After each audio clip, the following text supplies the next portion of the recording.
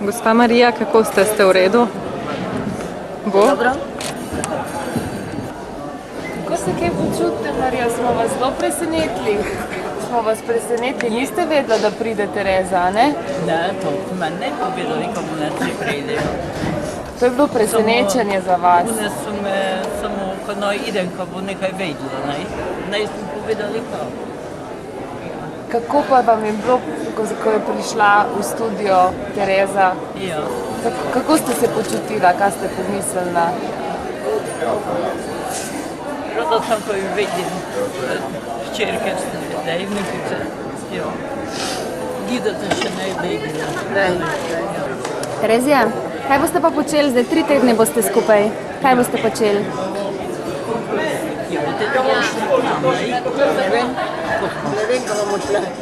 Ja, bo k nam prijeti. Pa Liza ima mjesto. Ona je sama. Šlema, pa 20 dni bom tu. 20 dni bom tu. Ja. Mamica se je zaslišala. Ona je sam pisala. To si moram še zobiš mali. Gospa Rozalija, vi ste za vsem tem? Imate vi prste vmes? Ja, pa moj sin. Kako je bilo vse to zorganizirati? Težko je bilo dejansko lagati, mislim, tajiti, ne?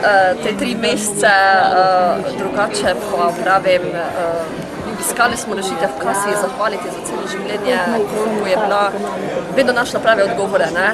In pač res je moj sin prišel te do ideje, kaj bi pisali, ne? In jaz niti nisem upala pomisliti, kaj bi lahko se to uresničilo, ne? Iz tega razloga niti nisem upala napisati dolgo, te pa vse eno, ne? In res sem presenečena sama, mislim, ful zahvala Pop TV-ju, vsem, cele ekipe, res čudovito, ko so to izpeljali in izpolnili željo babice, ker res, ko sem videla svoje vnukice, svojo hčero po tolikih letih.